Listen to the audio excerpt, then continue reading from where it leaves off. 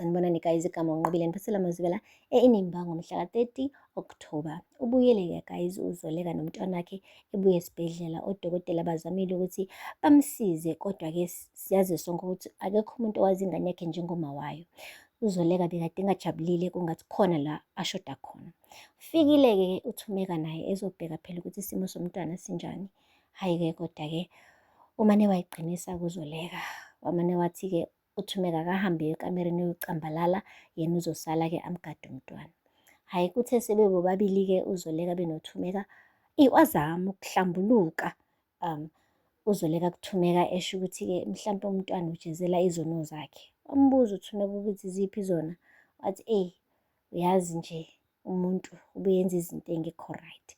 Wathi khululeka, umama oqotho wena, lo mntwana nje uyagula, uphethe umkhuhlane njengabo bonke abantwana abagulayo, musa ulokhu uyiphatha kabi. Kanti akazi ukuthi uGirl ukhuluma ngokuthi phela uqamba amanga wathi ingane akusiyona ekaHlathi ekaLazarus, kanti hhayi cha, eqinisweni ekaHlathi isona-ke isono lesakhala ngaso guys, athi umntwana ujezela sona. But anyway, akafunanga ukugonyuluka-ke on that specific day, wamane wakhetha ukuthula kuZoleka, kodwa kubonakala ukuthi ngaphakathi uGirl iyamudla lento le. Akupheli-ke lapho guys.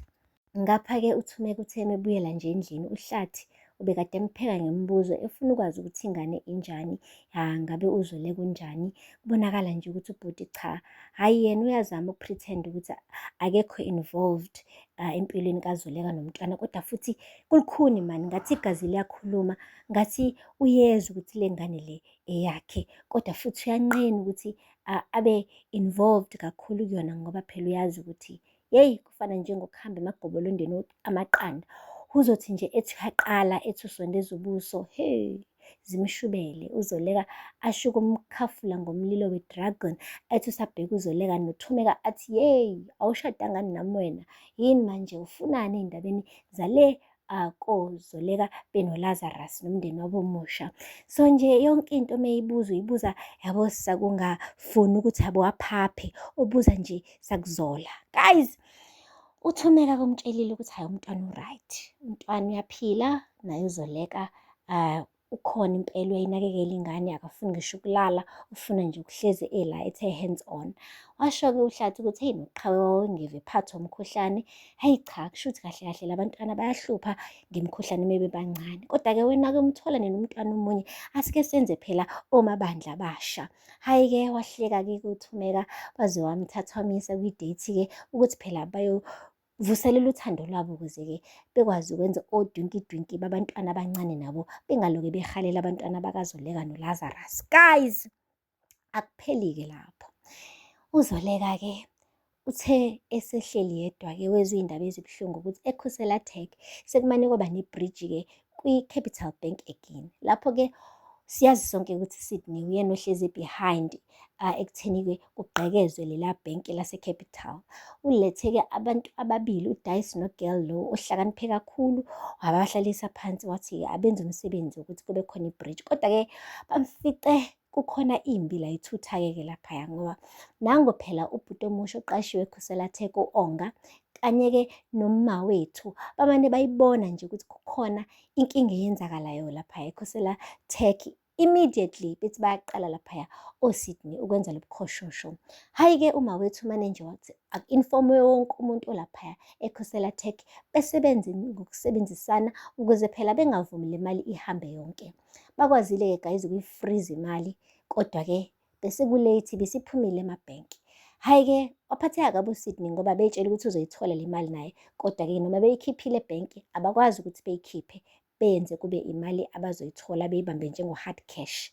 So into ayenzile-ke uGirl lo hlakaniphile, umane nje yena wathi le mali ngoba abasakwazi ukuyikhipha bona beyenze kube imali yabo, okungcono-ke aba-ede imiholo ye-grant o-350 baka-government. Umuntu nje uthola u-350 government athole u-3,500, ohola u-500 we-government athole u-5,000, like imali iphindaphindeke nje. Athi umuntu uthi uyohola i-grant yakhe afice imali inkulu kunejwayelekile. Lokho-ke kuzobasiza ukuthi ngisho noma beyi-trace le mali ingabuyeli kubona uSydney. Kodwa-ke uSydney akajabulanga ngoba beyitshela ukuthi yena usezoba ebhiliyone, ahlomule abe yisicebi ngenxa yey'mali zalaphaya eKhoselathek. Guys, kodwa-ke into ejabulise kakhulu ku-girl ukuthi-ke vele abantu bahluphekile la ngaphandle. So, uma befika ebhenki kukhona imali ethe xaxa, kuzokwenza ukuthi imindeni yabo-ke ikwazi ukuthi-ke iphile kahle. Bekwazi ukuthi nabo befeze iy'dingo zabo ngoba angathi u-girl uphuma esimeni esinzima naye ekhaya kubo. So, uyafisa ukuthi umphakathi ungahlupheki ngoba uyakwazi ukuhlupheka kunjani.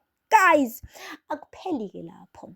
Uthe naye uZoleka meyizwa le ndaba esekhaya, wamtshela uLazarus ukuthi ngicela bandla nenze sure ukuthi le mali ayiniluzi. Wathi khululeka siyifrizile imali angeke iye ndawo. Kanti akazi ukuthi imali isihambile kodwa-ke iye nje kubantu bomphakathi ayiyanga kubantu laba baqale lo mkhoshosho wokwenza i-bridge eKhosela Tech. Guys, uthe kusanjalo kuZoleka wenza ingcengce yomntwana efuna phela ukumfida.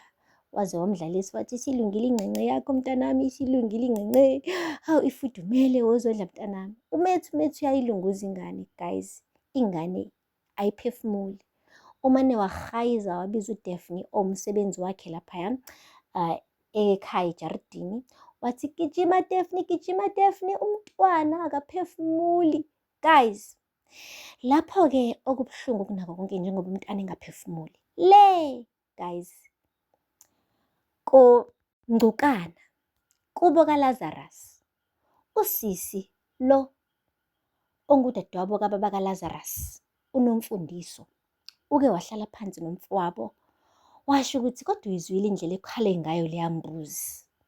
Wathi hayibo, uthini manje? Wathi yazi leya mbuzi ikhale kabi, ayikhalanga njengezwe elijwayelekile. Wathi hayibo, mina ngizozazelaphi-ke manje izindlela zokukhala kwebhokwe kubuza ubaba kaLazarus. Wathi lalela, yakhumbula ngaloya mnyaka dalo la kakuzele khona indodana kaMvuzo ukuthi kwathi sekwemele enzelwe imbeleko kwakhala ibhokwe, lakhala ngezwi elimbi elenza ukuthi sonke safikelwa ukugodola ngendlela yakhala kambili ngayo leya mbuzi. So ngisayikhumbula kahle indlela yakhala ngayo, ikhale nse njengile mbuzi le kaSigqibo. Kuthe kuhamba isikhathi sesiyamukelile le ngane le, kwatholakala ukuthi iyagula le ngane. Then kwavela iqiniso lokuthi igula kangaka nje akusiyona eyale ekhaya. Okungenzeka ukuthi nale ndodana kaSigqibo njengoba ikhale kambi imbuzi yakhe naye akusiyona eyale ekhaya. Baba kaLazarus wathi ungathethi kanjalo. Kumele uhambe uyoshaya umoya manje ngathi ukhathele. Phume nje la emakhaya. Thanda ukuhleba wena, thanda ukuhleba imithetho wakho. Wathi cha, ibhekisise kahle lento. Le mbuzi igwazwe kangaki ukuze ikhale? Wathi kodwa ikhalile, kusho baba kaLazarus. Wathi kodwa ikhale emva kwesikhathi esingakanani? Kubuza-ke uNomfundiso. Wathi nanoma yisiphi isilwane mosichukuluza sigcina sikhalile. Leya mbuzi ihlatshwe 5 times manje ikhala. Kulungile-ke ngoba uthi angithule ngizothula. Ngeke ngiphinde futhi ngikhulume le ndaba. Kodwa ngizothi ngatsho. Guys, so ubeqinisile-ke uNomfundiso, ingane isiyagula futhi and this time around ayisaphefumuli. Okusho kona ukuthi-ke ikhalela isibongo sakuba ingane khona abayifunayo, abakubo. Hhayi lapha kaNgcukana, ibhilonga somewhere else. And uZoleka kumele akhulume iqiniso before it's too late. Ngoba mekuwukuthi akalikhuluma iqiniso guys, lo mntwana uzomluza. Aphela lapho-ke guys amazwibela namhlanje. Ningakhohlwa ukusubscribe and like and comment. Until next time. Bye. Sanibonani guys, igama uNqobile niphathela amazwibela eNimba ngomhla ka-30 October. Ubuyele-ke guys uZoleka nomntwana wakhe ebuye esibhedlela. Odokotela bazamile ukuthi bamsize kodwa-ke siyazi sonke ukuthi